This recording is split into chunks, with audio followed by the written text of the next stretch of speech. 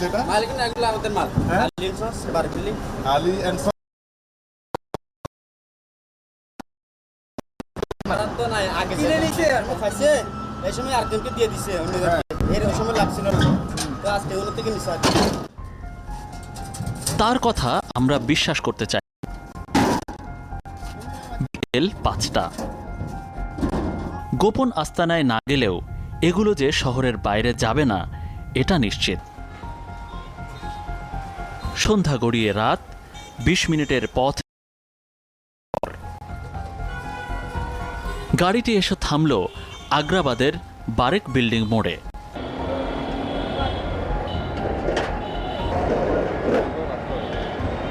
দিদারুল আলম দোকানে নামল ২৫টি গ্যাসের বোতল।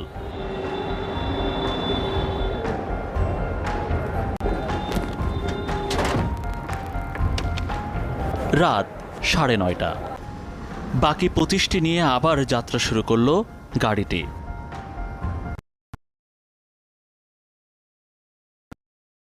১১:৩০।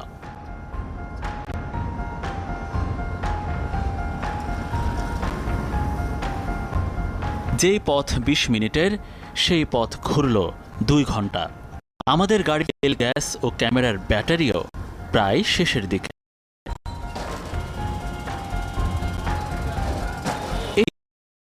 এই বাইজের দোকান, কিন্তু তাদের নামও তো আজ তালিকায় নেই। তাহলে কি ক্যামেরা দেখে গ্যাসের গন্তব্য পাল্টে গেল? আপনার নামে কিন্তু আজকে নাই, আজকে কিন্তু চালানো নাই। ফোন দিছিল কখন আপনাকে? কে? ইধার হ্যাঁ। বিদেশের কোথায়? দিদার সামনে তো। বিদেশে কোথায় আছে? আমি তো উমরা আইছি। তো উমরা থেকে কিভাবে কল দেয়? লোকের মুখ এখন বন্ধ।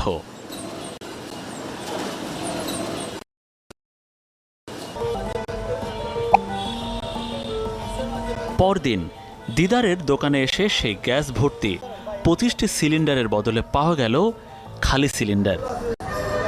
আর আমার ভাই বাংলা বাজার নিয়ে যাবো রাত ৫টা ৬টা ৯টা ১০টা করে। আপনার কোন দোকানে দিচ্ছেন? আমি তো পুরো খুচরা দোকানে গিয়ে পাই না। চাচার দোকানে দিলে তো ওগুলো মনে হয় বাসা বাড়ির জন্য ২টা ৩টা এরকম করি মনে করেন নিজের দিন দোকানে মানতে যাবো তো ওইভাবে মিশার কি। ব্র্যাকে কথা বলে দুশ্চিন্তায় পড়ে গেলেন তিনি। আমরা আবারও সেই ডিলারের সামনে, যিনি এই সেক্টর সম্পর্কে পুরোটা জানেন। এই গ্যাসগুলো কক্সবাজার না গিয়ে চট্টগ্রামের একটা গোডাউনে ঢুকে যায়। মানে এই গ্যাসগুলো না যাওয়ার কারণটা কি? না যাওয়ার আসলে কয়েকটা কারণ আছে। বড় বড় ৮-১০ জন ডিলার আছে, ওরা কি করে এই যে ছোট ছোট যে সমস্ত লাইসেন্সগুলো আছে ওরা তাদেরকে মাসিক একটা লাভ দিবে বলে তাদের লাইসেন্সগুলো অথরাইজ করে নিয়ে নেয়। সে মনে করি ইসলাম ট্রেডিং, হ্যাঁ, তার সে লাইসেন্স মাল পাওয়ার কথা শুধু একটা লাইসেন্স, কিন্তু দেখা যাচ্ছে দেখেন প্রায় ৩-৪টা লাইসেন্সের মাল সে উত্তোলন করতে পারে। এমন ১০ জন ডিলারকে পেয়েছি যারা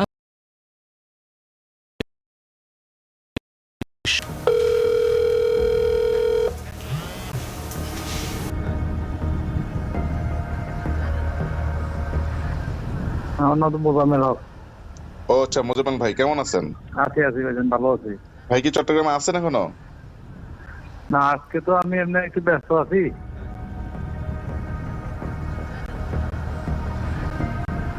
শামীম সাহেব বলছেন? জি আপনার তো একটা লাইসেন্স আছে, জি। তো এখানে দেখি আপনার নামে অনেক আপনার নাম্বার দেওয়া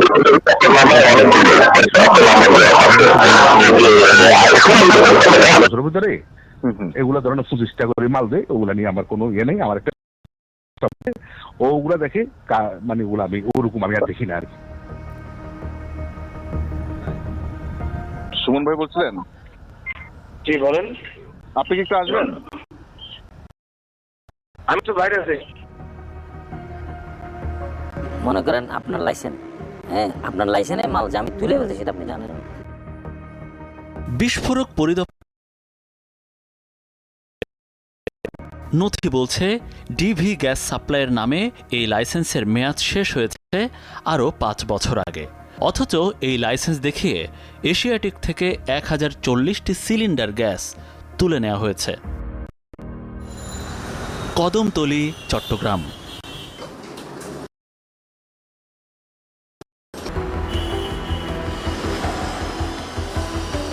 ডিভি গ্যাস সাপ্লাইয়ের মালিক বিশ্বজিৎ মালাকারের মুখোমুখি টিম 360 ডিগ্রি।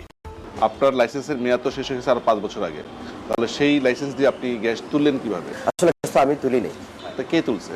গ্যাস তুলছে অন্য। আপনি জানতে পারলেন কবে? আমি জানতে পারছি আপনার 2024 নভেম্বরের দিন। তো এই ব্যাপারে আপনি অভিযোগ করেছেন? দরখাস্ত দেই যে আমার কি কি মাল পাইছি, আজকের দিন পর্যন্ত আমি আমার হিসাবটা পাই নাই। গত 5 বছরে বিশ্বজিতের গ্যাস তুলে নিয়ে যায় অন্য আরেকজন। কে সেই ডিলার? এই জালিয়াতি আনার পর একটি কমিটি গঠন করে স্ট্যান্ডার্ড। কোম্পানির প্রধান নির্বাহী কর্মকর্তা ফেরদৌসী মাসুম হিমেল ক্যামেরার সামনে কথা বলতে রাজি নন। তদন্ত কমিটি কি রিপোর্ট দিয়েছে? তদন্ত কমিটি যেটা দিয়েছে, এখানে আমাদের একটু ব্যাড এক্সপিরিয়েন্স আছে। সেটা হলো কমিটি ফার্স্ট ধাপে যেটা আমাদেরকে জানাইছে যে ওরা সহযোগিতাটা পায়নি, না পাওয়ায় আমরা সেটা তাকে কারণ দর্শাই। আর অ্যাট দ্য সেম টাইম আপনি যেটা উল্লেখ করেছেন এই বিষয়ে আমাদের ইসেও একটা কমিটি গঠন করেছে, খুব সম্ভবত বিপিসি এটা একটা কাজ করছে। এলপি গ্যাস বিভাগের ওই কর্মকর্তার ক্ষমতার দাপট এত বেশি যে তদন্ত কর্মকর্তারাও তার সাফাই গাইতে থাকেন। না, তদন্ত রিপোর্ট তো এখনও আমরা ফাইনাল করি না, তবে তদন্ত আমরা যাদের স্টেক হোল্ডার বিভিন্ন জনকে আমরা ইন্টারভিউ নিছি, লিখিত নিছি এবং বিভিন্ন কাগজপত্র আমরা সংগ্রহ করছি। তো ওটা যেটা হচ্ছে যে ডিলার একটা অথরাইজ পারসন নিয়োগ করে, এটা স্বাভাবিক প্রক্রিয়া। আপনাদের আইন বিধি নীতিমালা আছে না, এটা হচ্ছে একটা প্রথা আর কি। এটা আমি যেটা দেখছি আর কি, ওদের সাথে কথা বলে যে ওরা 50-60টা ডিলার কি করে একজনকে দিয়ে দেয়। সেই লাইসেন্সের তো আপনি দিতে পারেন না, মেয়াদ তো বর্ধিত করছে না, এবং ওরা যে বর্ধিত করে নাই করছে শুনে এখন মেয়াদ বর্ধিত বললে সাথে সাথে না, তাহলে সাথে সাথে বর্ধিত কেন আমি গ্যাসটা পাবো? মানে টাকা জমা দিলেই যে লাইসেন্স নবায়ন পাবে এটার কোনোই নাই। বিধিবিধান সাপেক্ষে লাইসেন্স সে পাবে, কিন্তু তার এখানে ছিল না, মজুদাগার শরিক না থাকাতে সেই লাইসেন্সটা পায় নাই। এই বাতিল হয়ে যাওয়া লাইসেন্স দিয়ে 5 বছরে 1040টি গ্যাস সিলিন্ডার দিদার।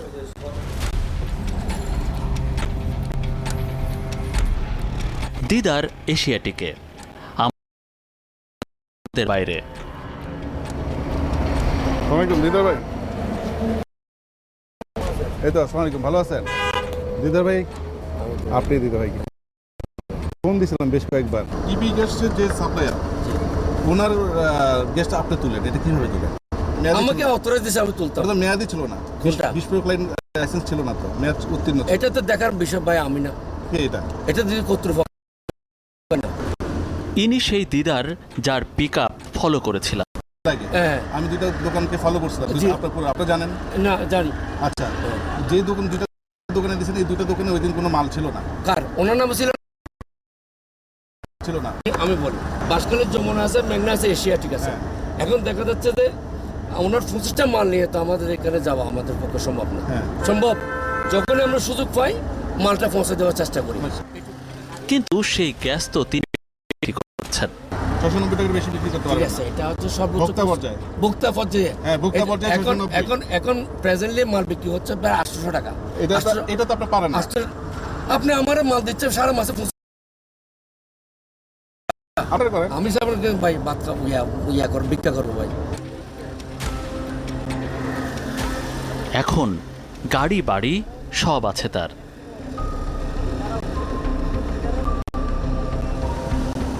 চট্টগ্রামের OR Nizam road, Majed and brother কথা কেউ জানে না, অথচ এই ঠিকানায় গ্যাস দিচ্ছে যমুনা। নির্মাণ করা হচ্ছে, এখানে কোনো প্রতিষ্ঠানের অস্তিত্ব নেই।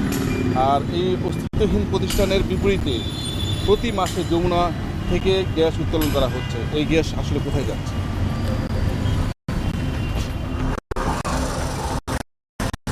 জামাল খান রোডে রাজ গ্যাস হাউস। ভাই, এখানে রাজ গ্যাস হাউস নামে দোকান আছে? সিলিন্ডার গ্যাসের কোনো দোকান নাই?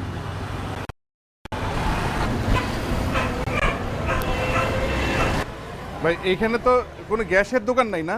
রাজ গ্যাস হাউস